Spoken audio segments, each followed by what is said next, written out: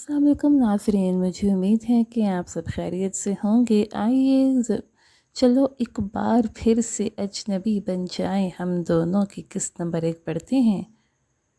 वो ख़ुद को आईने में देख रही थी। इतनी तब्दीली हमल के बाद। वो मोटी थी, बदसूरत भी हो गई थी। उसकी आंखें नम हो गईं। फ़िक्र ना करो हुमा, तुम्हारा बच्चा कीमती है जो तुम्हारी बाहों में होगा। उसने ख़ुद को तसल्ली दी। शादी के बाद हर औरत का मोटा होना तो मामूल है। उसने अपना पर्स उठाया और ऑफिस पहुंचने के लिए घर से निकली। ओह, मुझे फिर से देर हो रही है। मैं रोज़ बरोज़ इतनी सुस्त क्यों हो रही हूँ? वो उलझन में थी। उसे पसीना आ रहा था। वो बड़ी मुश्किल से सीढ़ियाँ चढ़ी थी कि सांस फूलने लगा। चौकीदार ने उसे देखा तो उसके लिए दरवाज़ा खोला। अस्सलाम वालेकुम मैडम। वालेकुम अस्सलाम। हुमा ने चौकीदार को जवाब दिया और दफ्तर में दाखिल हुई। ओह, तुम्हें आज फिर देर हो गई हुमा। सनम के चेहरे पर तनाव था। मैं जानती हूँ, मैंने बहुत कोशिश की कि मैं सब काम जल्दी से जल्दी कर लूँ, लेकिन उफ़, मैडम बहुत गुस्से में है। हुमा अब तनाव में आ गई। लेकिन तुम फिक्र ना करो, ठीक है? कुछ गहरे सांस लो। उसने हुमा को कुर्सी पर बिठाया। हुमा अपने कैबिन में जाकर बैठी और अपना पर्स वहीं पर रखा। मिस हुमा, मैडम आपको अपने कमरे में बुला रही हैं। ऑफिस बॉय ने हुमा को बताया, जो फाइलों का ढेर थामे अभी दरवाज़ा खोलकर कमरे में दाखिल हुआ था। ठीक है। हुमा उठी और मिस जमीला के कमरे में चली गई। क्या मैं आ सकती हूँ? सख्त मिजाज औरत नाक पर चश्मे पहने हुमा की तरफ गहरी नज़र डालते हुए हुमा ने शर्मिंदगी से अपनी आंखें नीचे कर लीं। हाँ, अंदर आओ। उम्मीद है कि तुम्हें मालूम होगा कि मैंने तुम्हें यहाँ क्यों बुलाया है।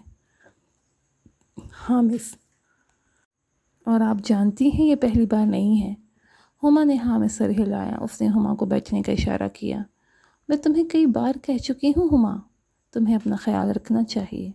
मैं तुम्हारी हालत समझ सकती हूँ, लेकिन मैं जानती हूँ कि मेरा काम वक्त पर ना हो तो मुझे कितना गुस्सा आता है।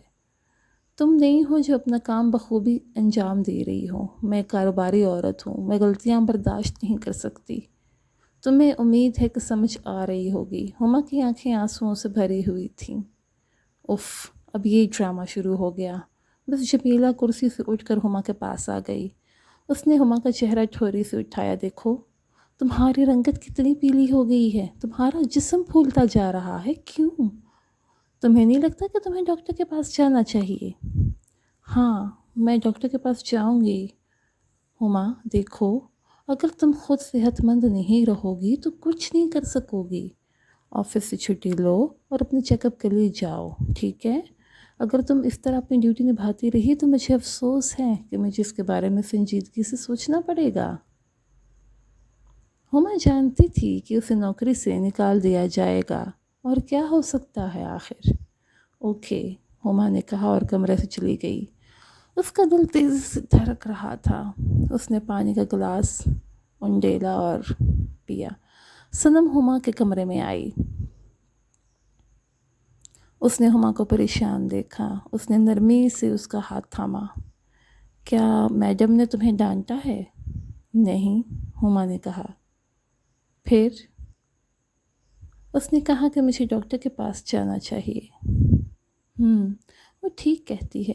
मैं भी तो तुम्हें कब से इस बारे में बात कर रही हूँ, कह रही हूँ कि तुम्हें जाना चाहिए, लेकिन मैं किसके साथ जाऊँ? घर पे कोई होता ही नहीं है। एक लम्हे के लिए खामोशी छाई रही। मैं तुम्हारे साथ चलूँगी, तुम फिक्र ना करो। सनम ने मुस्कुराते हुए हुमा को देखा। हुमा भी मुस्कुराने लगी। ठीक है, थैंक यू सनम। उफ़, तन्हाई। ऐसी हालत के साथ पहले ही दिन से वो अपने ससुराल वालों से अलग रह रही थी। उसे बताया गया था कि उसकी पहली बहू हमेशा उनके लिए मसाइल पैदा करती रही है, इसलिए वो किसी के लिए मज़ीद परेशानियां नहीं बनाना चाहते। वो घर में अकेली थी। मरवा की खुशबू उसे सुकून दे रही थी। وہ درختوں کے ہلتے پتوں کو دیکھ رہی تھی۔ غروب آفتاب کا وقت تھا، ہوا گلابوں اور پودوں کے پتوں سے کھیل رہی تھی۔ سورج کی مدھم روشنی سارے منظر کو دل فریب بنا رہی تھی۔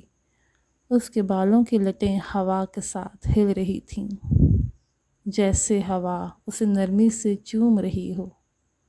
کھڑکی سے باہر دیکھ رہی تھی۔ اس کا فون بج اٹھا۔ ہما نے کال اٹھائی۔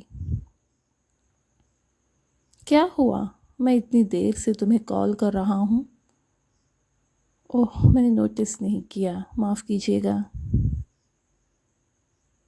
آپ کہاں تھیں؟ میں کھڑکی کے قریب کھڑی تھی، تازہ ہوا کے لیے۔ میرا دم گھٹ رہا ہے۔ اتنی سردی میں، اتنے سرد موسم میں آپ کو گھٹن محسوس ہو رہی ہے؟ کیا آپ پردے میں تھیں؟ کیا پڑوسیوں میں سے کوئی آپ کو دیکھ سکتا ہے؟ کیا تم یہ نہیں جانتی؟ ہما کو غصہ آ گیا، لیکن ہما کی بات پوری ہی نہ ہو پائی کہ اس کا شوہر پھر بولنے لگا۔ بہتر ہے کہ وہاں کھڑی نہ رہو، ٹھیک ہے؟ لیکن آپ نہیں جانتی کہ لوگ دوسروں کی بیویوں کے بارے میں کیسی کیسی باتیں کرتے ہیں۔ کھڑکی بند کر کے اپنے بستر پہ لیٹ جاؤ، آپ کو آرام کرنا چاہیے۔ ہما نے بہت ہی برا محسوس کیا۔ ٹھیک ہے، خود پر غصہ اور رونا ضبط کر کے وہ آخر کار بستر پہ آ گئی۔ میں کل ڈاکٹر کے پاس جا رہی ہوں۔ کیوں؟ بس سب کہہ رہے ہیں کہ مجھے ڈاکٹر کے پاس جانا چاہیے۔ تمہیں پتہ ہے کہ میں گھر پہ نہیں ہوں۔ میں صنم کے ساتھ چلی جاؤں گی، آپ فکر نہ کریں۔ ٹھیک ہے، میں ابھی آرام کر رہا ہوں اور اپنا فون بند کر رہا ہوں۔ کیوں بند کر رہے ہیں آپ فون؟ مجھے نیند کے درمیان خلل برداشت نہیں ہے، تم جانتی ہو۔ لیکن اگر مجھے کسی چیز کی ضرورت ہوئی تو پھر؟ اوہو، تو اماں ہے نا، بھائی ہیں، ان کو بلا لینا۔ ہما اپنے آنسوؤں پر قابو پاتے ہوئے کہنے لگی، ٹھیک ہے۔ بستر پر لیٹ گئی، فون بند کر دیا۔ خالی گھر گویا اسے کاٹنے کو توڑ رہا تھا۔ اس نے ٹی وی آن کیا اور چینل سکرول کرنے لگی، لیکن آنسو آخر کار سرحد پار کر ہی گئے اور اس کے گالوں سے نیچے گر پڑے۔ صبح وہ گھر کی صفائی کرنے میں مصروف تھی۔ بہت کچھ کرنے کو تو تھا نہیں، صرف ایک ہی شخص آخر کیا گندگی کر سکتا ہے۔ اس نے سب کچھ منٹوں میں سمیٹ لیا کہ اچانک فون بجا۔ صنم، ہائے بیٹی، تم میرا مذاق اڑا رہی ہو نا؟ ارے چلو یار، تم شادی سے پہلے اتنی خوبصورت تھی، مجھے اب بھی یاد ہے۔ ہما طنزیہ انداز میں مسکرائی۔ سب کچھ بدل گیا ہے صنم، کچھ بھی تو پہلے جیسا نہیں رہا۔ نا امید نہ ہو ہما، یہ آپ کے لیے اچھا نہیں ہے۔ سب کچھ پہلے جیسا ہو جائے گا، فکر نہ کرو۔ میں نے آپ کو فون کیا ہے کہ میں آفس سے نکل رہی ہوں، فارغ ہو گئی ہوں اور میں جلد ہی آپ کو پک کر لوں گی، آپ تیار رہیں۔ ہاں، بس میں اپنا لباس استری کر رہی ہوں۔ ٹھیک ہے، میں آ رہی ہوں۔ ہما نے اپنا لباس تبدیل کیا، لپسٹک لگائی کہ اس کا فون پھر سے بجنے لگا۔ کہاں ہو تم؟ کیا مطلب؟ میں تمہیں کب سے کال ملا رہا ہوں اور تمہارا نمبر بزی جا رہا ہے۔ تم کس سے باتیں کر رہی ہو؟ آپ کو کیا لگتا ہے میں کس سے باتیں کروں گی؟ ہما کو پھر دکھ ہوا۔ میں صنم سے باتیں کر رہی تھی، اور کس سے بات کروں گی؟ ٹھیک ہے، دروازہ کھولو۔ کیا؟ ہاں، دروازہ کھولو۔ لیکن آپ تو کہہ رہے تھے کہ آپ نہیں آ سکتے۔ ہاں، تو اگر میں آ گیا ہوں تو کیا ہو گیا؟ ہما کو اس کے جھوٹ پہ حیرت ہوئی۔ تو آپ نے مجھ سے جھوٹ کیوں بولا؟ ہاں، بس وہ غیر ارادی طور پہ بول دیا تھا۔ ہما کو حیرت ہوئی کہ آخر اس کا مسئلہ کیا ہے۔ اس نے دروازہ کھول دیا۔